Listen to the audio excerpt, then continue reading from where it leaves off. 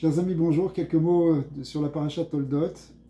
Une paracha qui est très inspirante, qui permet de comprendre beaucoup de choses jusqu'à l'actualité d'aujourd'hui. On va essayer de voir quelques principes qui sont dedans, en particulier à partir de l'image de Yaakov et de son frère Esav, qui sont les figures qui représentent à la fois le peuple juif et par Yaakov, et d'un autre côté les nations, ou des fois plus spécifiquement le monde occidental, au travers du personnage d'Esav.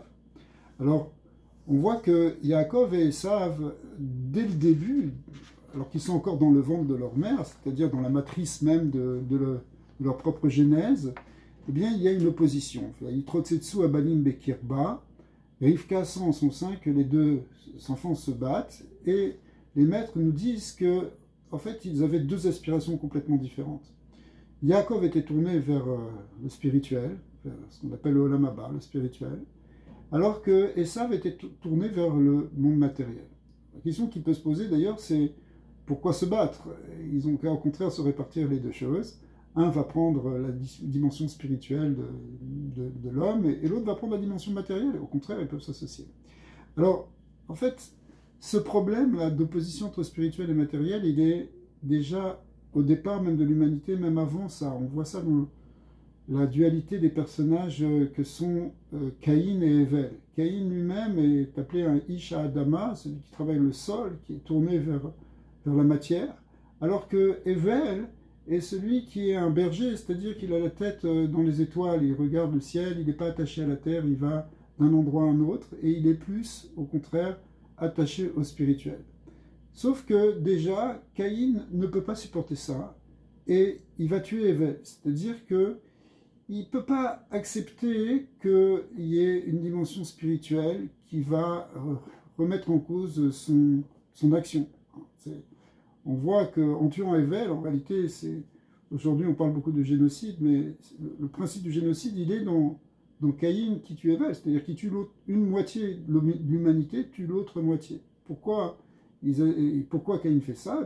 Il fait avec la même intention que ce qu'ont fait les nazis plus tard, c'est-à-dire que quand ils ont voulu éliminer le peuple juif, c'était pour éliminer l'idée de Dieu et de la conscience morale. Ça fait partie des discours qui ont été dits à l'époque. C'est-à-dire que la dimension spirituelle, lorsqu'elle disparaît, elle laisse place à un monde sans morale, et c'est ce que veut finalement Caïn, et c'est ce que voudront après ceux qui vont le remplacer. Mais Esav lui-même, il reprend cette force de Caïn. On dit qu'il avait l'âme de Caïn en lui, mais il est paradoxal. C'est-à-dire que en même temps qu'il veut le monde matériel et qu'il veut avoir le pouvoir temporel, le pouvoir du gouvernement du monde, en même temps, il a aussi un désir d'avoir le spirituel. Pourquoi il a le désir d'avoir le spirituel? Parce que le spirituel peut donner des forces au monde matériel. C'est-à-dire que normalement, le roi qui représente celui qui a le pouvoir temporel, il doit être béni par celui qui détient l'autorité spirituelle. Et c'est pour ça qu'il veut tellement la bénédiction et qu'il va pleurer, même qu'il va crier lorsqu'il se rendra compte qu'il n'aura pas cette bénédiction. À tel point que les maîtres nous disent que ce cri-là, il a donné des forces à Esav pour après nous faire souffrir. Mais pourquoi il veut ce spirituel? Justement pour renforcer son côté matériel. Mais le côté spirituel, il l'a méprisé, comme c'est marqué, Vaïvez, Esav et Abechora. C'est-à-dire que la Torah est très claire. Esav ne veut pas de la Bechora, c'est-à-dire du droit d'aînesse. Qu'est-ce que c'est le droit d'aînesse? En fait, l'aîné ici, c'est le Kohen, c'est le prêtre, c'est celui qui a l'autorité spirituelle. Il ne la veut pas, mais en même temps, il la veut. Donc, il est dans ce paradoxe. Et ce paradoxe-là, on le voit même dans l'histoire, c'est-à-dire qu'à la fois, Esav qui va donner après, qui va être à l'origine de Rome et ensuite du monde occidental chrétien, il va vouloir prendre la place de Yaakov, et l'Église va vouloir rejeter complètement la place du peuple d'Israël, le rejeter complètement en exil et montrer qu'ils ont pris sa place. Et en même temps, d'un autre côté, on voit que dans l'histoire, finalement, ce monde occidental rejette cette autorité spirituelle, fait une coupure avec le monde de l'Église, et jusqu'à aujourd'hui, où finalement, la spiritualité occidentale telle qu'elle est complètement reléguée au second plan. Et l'autorité spirituelle de l'Église est réduite de plus en plus à son minimum.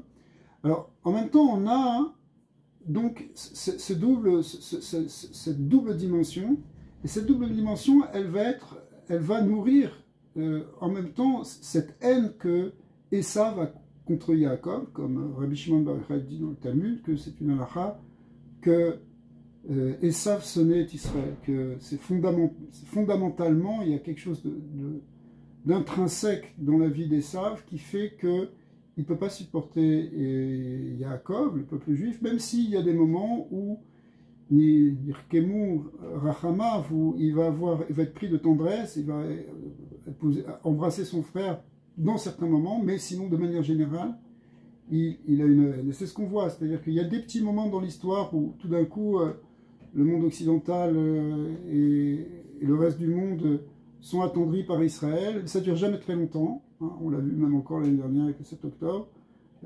Et hop, cette haine, elle ressort, et on voit comment elle est ressortie aujourd'hui. Elle ressort parce que Yaakov est celui qui remet en cause fondamentalement cette volonté d'Esav d'avoir le pouvoir et d'utiliser le spirituel pour renforcer son pouvoir. Parce que ça ne doit pas être comme ça normalement.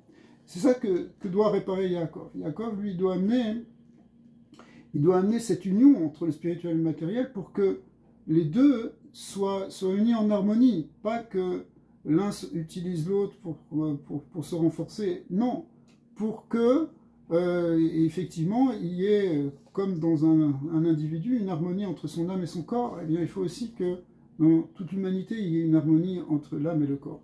Et ça, c'est la fonction finalement que Yaakov va prendre, puisqu'il va être obligé de prendre le vêtement d'Esav et de mettre même sur ses bras quelque chose qui ressemble au bras d'Esav. C'est pour ça que Israël dira Akol kol Yaakov et Yadaim yedei Esav, c'est-à-dire que Yaakov va avoir les deux. Il aura à la fois la parole, qui est le côté spirituel, le kol, la voix, le côté spirituel, et en même temps il aura les mains, qui est le monde de l'action, le monde temporel. Il va l'avoir aussi, et il va devoir faire avec les deux. Et c'est ce qu'on va retrouver ensuite avec le Mashiach, puisque Mashiach, au moment de Mashiach, il y a cette double dimension, qu'on appelle symboliquement le côté Yosef et le côté David, Mashiach ben Yosef, Mashiach ben David, qui représentent ces deux tendances, et qui doivent être réunis dans une même personne, c'est-à-dire que aussi qui doit être réunis dans le peuple juif. C'est-à-dire que dans le peuple juif, on doit trouver, pour le même Israël, cette union entre le spirituel et le matériel, qui se réalise complètement en Eretz Israël. Là, on touche à un autre point, c'est peut-être pas vraiment le sujet maintenant, puisque c'était dans les parachutes précédents, qui est la place d'Ishmaël, qui lui aussi une haine contre son frère, contre Israël, c'est-à-dire contre le peuple juif. C'est ce qu'on voit aussi aujourd'hui avec l'antisémitisme qui vient de l'islam. Et eux, c'est basé, alors ce qui est marqué dans la paracha, on l'a lu dans Parashat Vayera, que Ishmaël tirait des flèches sur son frère Yitzhak. Les flèches, on les voit aujourd'hui, sont tirées tous les jours par nos ennemis ishmaélites, qui se présentent en tout cas comme justement, qui se présentent au nom de l'islam. Et qu'est-ce qu'ils font? Ils tirent des flèches qui sont en fait des missiles de toutes sortes, des roquettes jusqu'aux missiles balistiques qui viennent de très loin. Ce sont les flèches d'Ishmaël qui nous envoient parce qu'ils ne supportent pas aussi notre existence. Et il y a quelque chose d'autre, c'est qu'ils ne supportent pas notre existence sur la terre d'Eretz Israël. C'est pour ça qu'ils veulent nous chasser, c'est pour ça qu'ils veulent aller de la mer au fleuve, ce qui n'arrivera pas. Mais ça, c'est l'autre forme de l'antisémitisme qui s'exprime au travers du fait qu'on doit disparaître de la terre, sur terre. Bon, ça, ce sera expliqué une autre fois. Mais en tout cas, hein, ce qu'on voit, c'est que finalement, Akadosh Baruch Hu, par l'intermédiaire de Sarah, envoie un message à Abraham en lui disant « Garesh et ben Hama Azot » renvoie ce fils de cette servante, c'est Ishmaël, il faut le renvoyer de la terre, parce que il n'héritera pas avec Israël, il n'héritera pas avec le peuple juif, c'est-à-dire que cette terre d'Eretz Israël, même si ça ne plaît pas à beaucoup de gens, elle doit revenir entièrement au Ham Israël, et ceux qui ne veulent pas respecter cette volonté divine vont être rejetés. Alors je vous souhaite à tous Shabbat Shalom et qu'on n'entende que des bonnes nouvelles, des Geoula Shlema et Mashiach Tzidkenu. Shabbat Shalom.